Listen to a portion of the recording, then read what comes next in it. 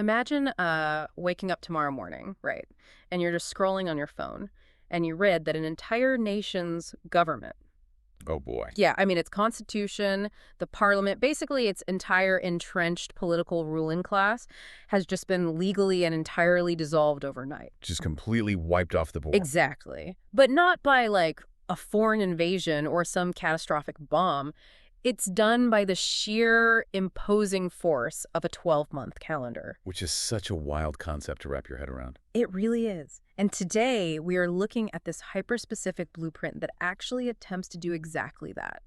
Because, that feeling of just deep-sinking exhaustion when you are scrolling through endless news cycles about global conflict. Oh, absolutely. The doom scrolling. Right. You see the shifting borders, the escalating rhetoric, and you probably think to yourself at some point, like, why can't someone just sit down, strip away all the posturing, and literally write out a clear step-by-step solution? Well, I mean, it is the ultimate human reflex, right?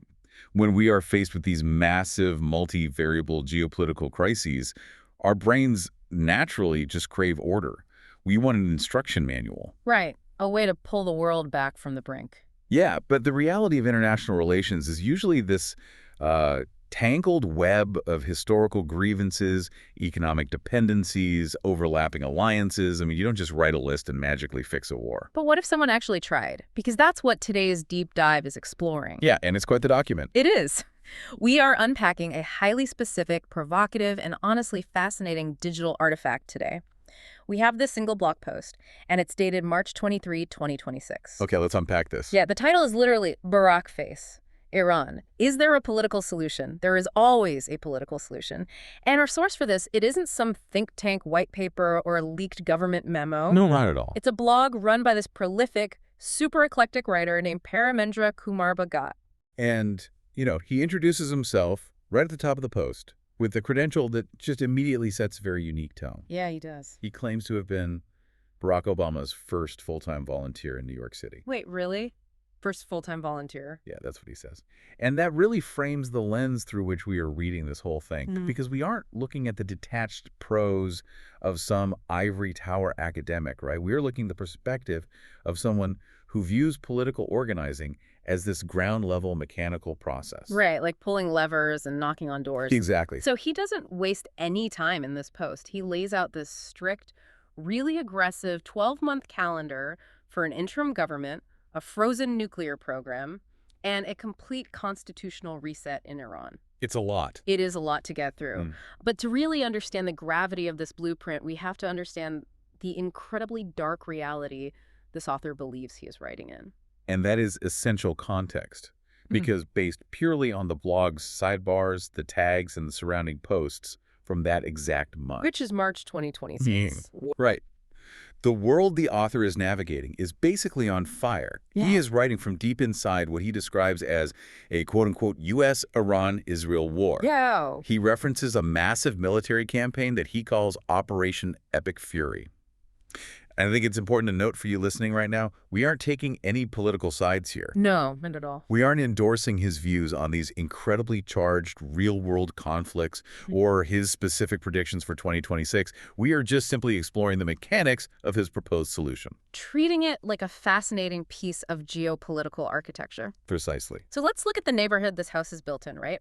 Because if you look at the archive list on the side of his blog, the guy published 68 posts in March 2026 alone. That's a massive outfit. It's relentless. And the headlines surrounding this peace plan are just intense. We're talking titles like The Imminent Collapse of the Islamic Republic, Right. 20 Days of Operation Epic Fury, Iran's Chokehold on the Strait of Hormuz, and U.S.-Israel-Iran War the next few weeks.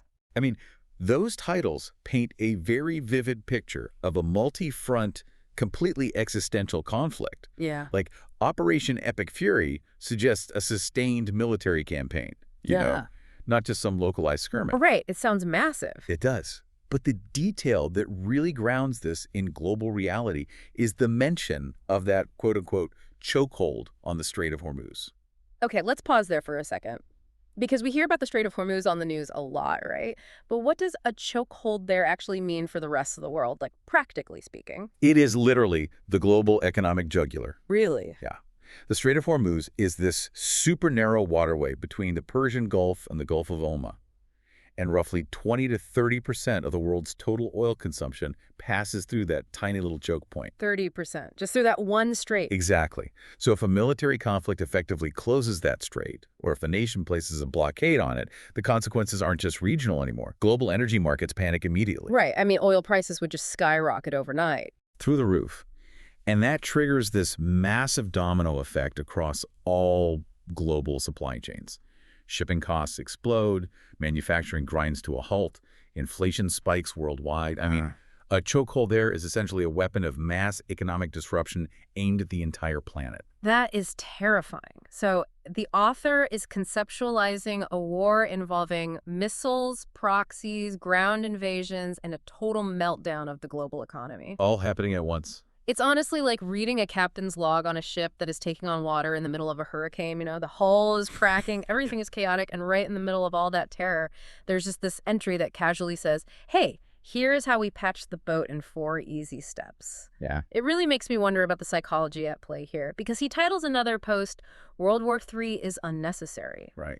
So is this roadmap an act of profound optimism, or is it just pure desperation in the face of all these Operation Epic Fury headlines? Well, what's fascinating here is that it functions as both. When the surrounding information space is that violent and that fast-moving, humans use structure as a psychological defense mechanism. Oh, like trying to control the uncontrollable. Exactly.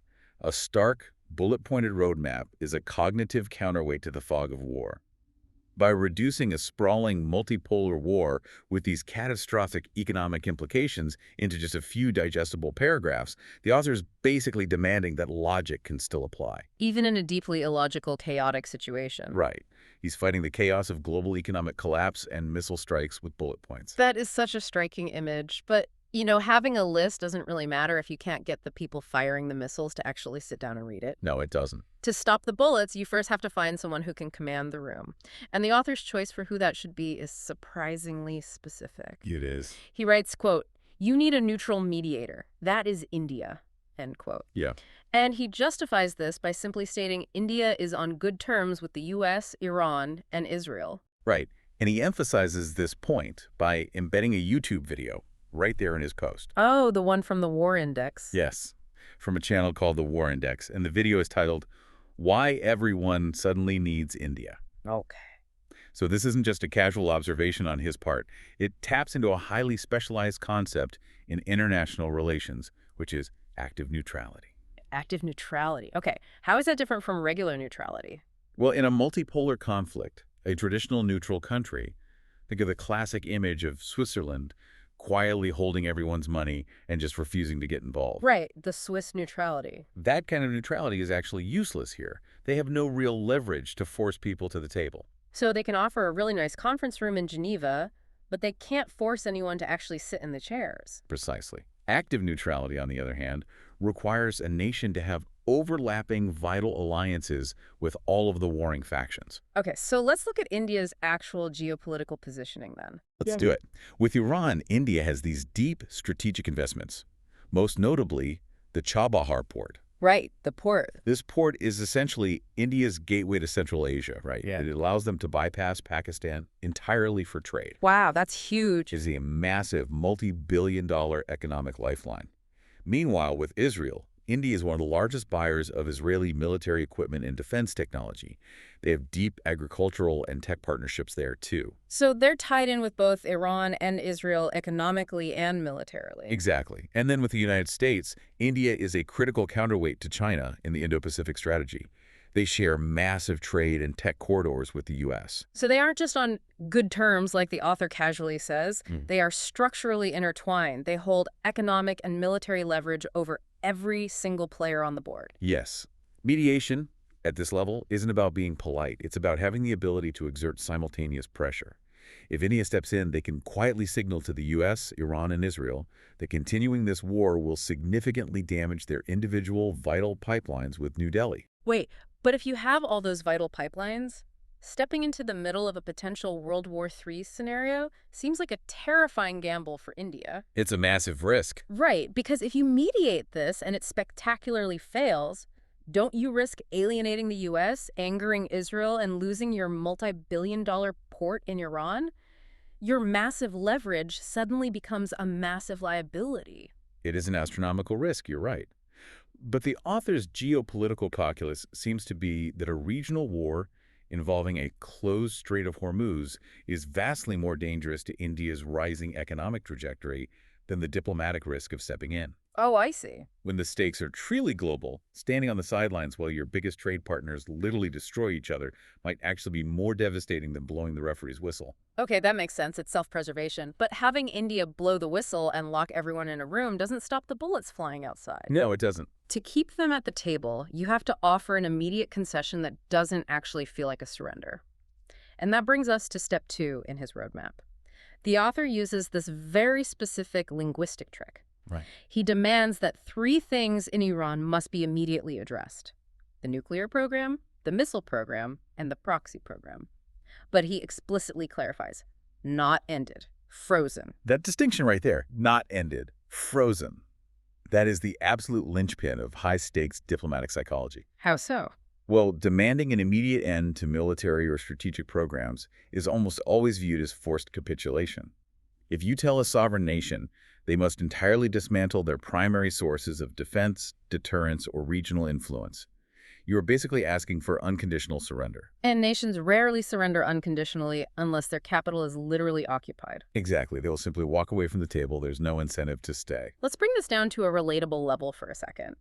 Think about an intensely heated argument you've had, right? Maybe at work with a colleague over a project, or at home with a partner. Well, we've all been there. You're both completely dug in. You know you can't solve the core underlying grievance right there in the moment because the emotions are just running too high. So you don't try to solve it. You just agree to stop yelling and go to separate rooms for an hour. You could pause. Yeah. You haven't resolved the fight. You haven't admitted you were wrong, but you stop the active damage so you can eventually, hopefully, hear each other. That's the perfect way to look at it. In geopolitical terms, a quote-unquote freeze is an immediate de-escalant that protects the ego of the state. It stops the momentum. The centrifuges stop spinning, the missile testing facilities go dark, and the regional proxy network is told to hold their fire. But neither side actually loses face. And because the assets still exist. It just means nothing moves forward while the diplomats talk. But hold on, the logistics of that seem incredibly precarious. You just mentioned the proxy network. When we talk about Iran's proxies, the axis of resistance, groups like Hezbollah, Hamas, or the Houthis, we aren't talking about a traditional uniformed army where a general just radios a stand-down order and everyone obediently returns to the barracks. No. Not at all. These are deeply embedded, highly decentralized socio-political movements. How do you actually freeze a decentralized militia? That is probably the most volatile variable in this entire equation. And the author actually hints at this difficulty. He adds a little parenthetical note next to the proxy program where he says, if it can be called that. So he knows it's messy. He completely acknowledges the ambiguity. Freezing a proxy network doesn't mean the fighters just disappear into thin air. Mechanically, it means choking the supply lines. Turning off the tap? Exactly. The central government agrees to halt the transfer of funds, weapons, and strategic intelligence to these groups. The infrastructure remains intact, the fighters remain armed, but the centralized momentum from the state is paused. Which means, essentially, you are leaving the most dangerous weapons fully loaded on the table. Pretty much. I mean, by explicitly saying, not ended, frozen, this isn't a timeout. This is an active Mexican standoff with everyone's finger resting right on the trigger, just waiting to see who flinches first. Yeah, the tension in that room would be unbearable. And the people who will have to navigate around those massive, frozen, fully loaded weapons programs are the members of a completely new, forcefully assembled government. Because we get to step 3. And the author doesn't just want to pause the war. He wants to literally erase the current political reality of Iran. The scope of his domestic reset here is just breathtaking. He writes, quote, Iran's constitution is dissolved. All political structures are dissolved. This council, that council, the parliament. An interim constitution is adopted. He is proposing the absolute overnight erasure of an entire nation's political apparatus. It's wild. And once he sweeps the board clean like that, he institutes an interim government led by Reza Pahlavi. But here's the mandate that made my jaw drop when I read it. This new interim cabinet must be exactly half the president's people, meaning the existing establishment, and exactly half Reza's people, which he defines as the diaspora and the opposition. What we are looking at is the aggressive top-down engineering of a unity government or a coalition of rivals. But usually, don't unity governments happen between competing political parties that already exist and operate within the same accepted constitutional framework? Yes, normally. But what the author is proposing here is something far, far more radical.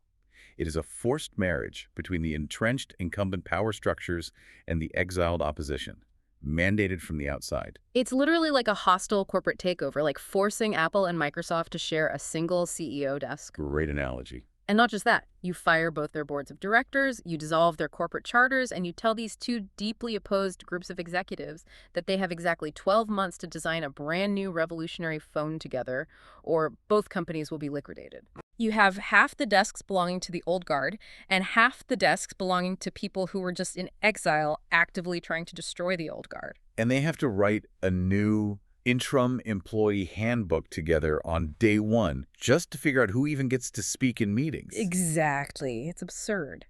But, if we look at historical precedents for this kind of engineered power sharing, we can look at something like the Good Friday Agreement in Northern Ireland. Oh, right. That agreement essentially forced deeply opposed factions, the Democratic Unionist Party and Sinn Féin, into a mandatory power-sharing executive. It was specifically designed to ensure that neither the Unionists nor the Nationalists could govern without the other. But the reality of those power-sharing agreements is often just endless, paralyzing gridlock, isn't it? Oh, absolutely. Because if you dissolve the Constitution and the Parliament, you have removed all the established rules of the game. What actually compels the President's people to work with the opposition? If half the cabinet wants to steer the country left and half wants to steer right, doesn't the car just stay permanently parked? Yes. And I think that is exactly the point. This raises an important question about structural balance over ideological agreement. The author isn't naive enough to think these two sides will suddenly agree on domestic policy, or economic reform, or social issues. Right, they despise each other. Exactly. The 50-50 split is designed as a mutual hostage situation. Neither side has the mathematical majority to force their will upon the other. They are locked together in a state of manufactured paralysis. Wow. The goal of this interim government isn't to govern well. The goal is simply not to shoot each other. Just keep the peace. Yes. Hey. They don't have to like each other. They just have to survive each other for a very specific ticking countdown. And that clock is ticking really loudly. Which brings us to step 4. The roadmap explicitly states that this fractured, gridlocked 50-50 interim government has exactly 12 months. 1 year. And their only real job in that entire year is to organize elections for a constituent assembly under international supervision. And we should probably clarify what a constituent assembly actually is, for anyone wondering, because it's very different from a normal parliament. Yeah, go ahead. A normal parliament passes day-to-day laws, they debate budgets, fix roads. A constituent assembly is a highly specialized body gathered for one exclusive purpose: to draft and adopt a permanent constitution. Right. And once that constitution is drafted, they form a new permanent government based on those new rules, and then the assembly dissolves. So here is where the ultimate trade-off happens in this roadmap. The brilliant, slightly terrifying mechanism that makes the whole machine theoretically work. Okay. The roadmap explicitly dictates that Israel and the United States do not deal with this fragile 50-50 interim government regarding the frozen nuclear, missile, and proxy programs. Got it. They only get to negotiate those quote-unquote thorny topics with the new future government that emerges after the 12 months. And that's the genius of it. Yeah. By deferring the hardest, most intractable geopolitical questions to the next government, the roadmap significantly lowers the stakes for the interim cabinet. Because if you ask a fractured 50-50 unity government to permanently solve a decades-old nuclear crisis on day one, they will shatter instantly. The pressure would be way too great. But by taking those thorny issues completely off their plate and keeping them safely frozen, their sole mandate becomes entirely domestic and administrative. just survive 12 months, run a clean election, and hand over the keys. Exactly. I mean, think about the power of hard deadlines in your own life. When a massive, stressful project has no end date, it just flounders. Resentment builds, people drag their feet, and nothing gets done. Oh yeah, Parkinson's law. Right, work expands to fill the time allotted. Exactly. But when you have a strict deadline, A hard 12-month cutoff, especially with the watchful, heavily armed eyes of international supervision staring right at you, Yeah. it forces momentum. It fundamentally changes the psychology of the room from how do we defeat our rivals forever to how do we just endure this room for the next year. The trade-off is exquisitely designed to buy time. The U.S. and Israel received the immediate global economic relief of the Strait of Hormuz opening back up and a cessation of the Operation Epic Fury hostilities. Which is huge for the global markets. Massive. But in return for that immediate relief, they are forced to exercise immense strategic patience. They have to essentially sit on their hands for a full year while this new constituent assembly figures itself out. But a year is an absolute eternity in geopolitics. This really is. If we go back to our corporate merger analogy, this is like moving into a corporate headquarters that is actively on fire. But instead of putting out the fire immediately, you just close the door to the burning server room, agree it's frozen, and say, okay, we have 12 months to hire a committee to drop the blueprints for the perfect fire extinguisher. I love that analogy. But can you really hold off massive global military powers for a full year of quote-unquote international supervision while a volatile assembly tries to invent a permanent constitution from scratch? That is the big gamble. And the concept of international supervision is a potential flashpoint in itself, honestly. Who exactly are the supervisors? Right. Is it India? The UN? Is it a coalition? Yeah. Because if the supervisors overstep even a little bit, the fragile 50-50 government could easily accuse them of foreign interference and collapse the whole deal. It could walk away. But the author's calculus seems purely pragmatic here. The alternative, which is a continuation of a multi-front war, global economic recession from closed shipping lanes and mass casualties, is undeniably worse for everyone involved. So he is betting everything that economic self-interest combined with profound war fatigue will act as the glue to hold this 12-month pause together. That's exactly it. It is an incredibly clean, logical progression when you look at it. Step 1, tag in India as the neutral, heavily leveraged referee. Step 2, freeze the weapons programs to save face. Step 3, dissolve the current political reality for a 50-50 mutual hostage interim cabinet. And Step 4, start a strict 12-month election clock to let the next government solve the nightmare issues. It's beautifully structured. It really is. But this pristine numbered logic stands in stark contrast to the chaotic, hyper-stimulating reality that the author is clearly absorbing while he's drafting it. Oh, absolutely. To really grasp this blueprint, we have to look at the architect's mind and how he is actively navigating the fog of war on this blog. This is where the source material gets truly fascinating, because this blog post isn't just a flat text document. No, it's not. It is a multimedia hub. It's deeply reflective of how a modern independent analyst processes global trauma.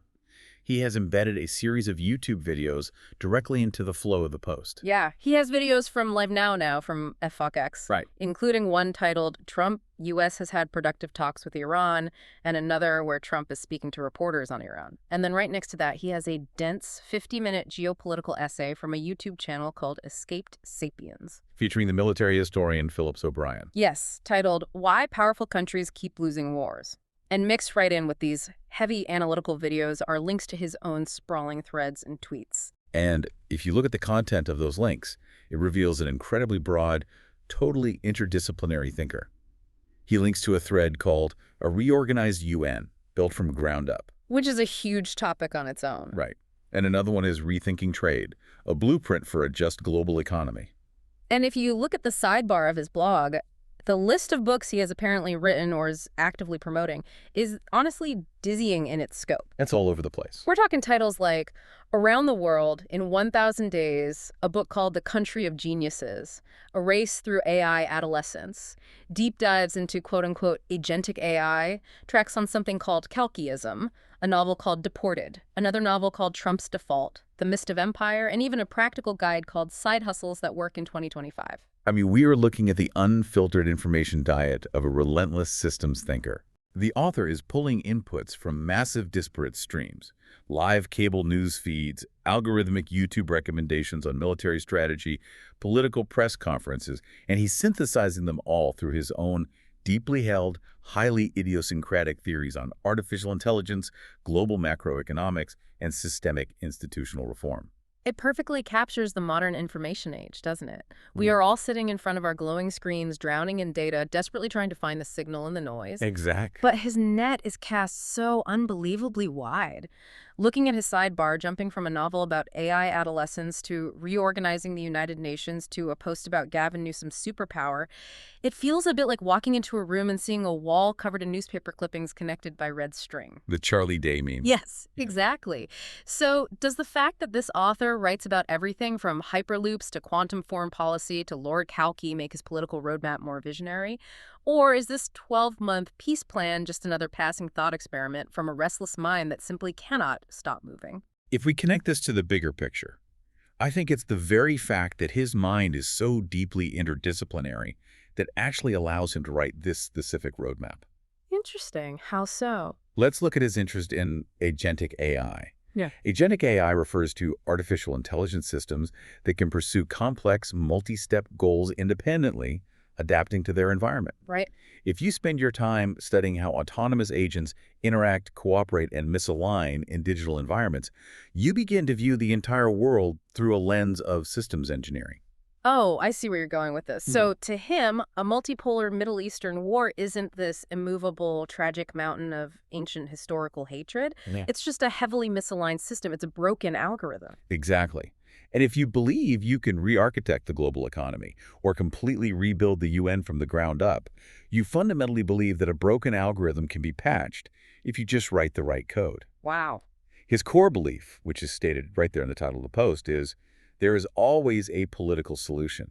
That isn't just a catchy phrase, it's an engineering philosophy. That makes so much sense. The 12-month calendar, the 50-50 split, the freeze, these aren't just political compromises to him. They are precise lines of code meant to patch a crashing geopolitical operating system. Ah. He's trying to realign the agents. That is a fascinating way to look at it. So, what does this all mean for us? Whether you're navigating global geopolitics, trying to survive a hostile corporate merger, or just trying to break a deadlock in your own life. The core mechanical lesson here is profound. It really is. Sometimes the only way out of an impossible entrenched conflict is to completely change the players in the room, freeze the biggest immediate threat so nobody loses face, and impose a hard, unforgiving deadline on rebuilding the rules of engagement.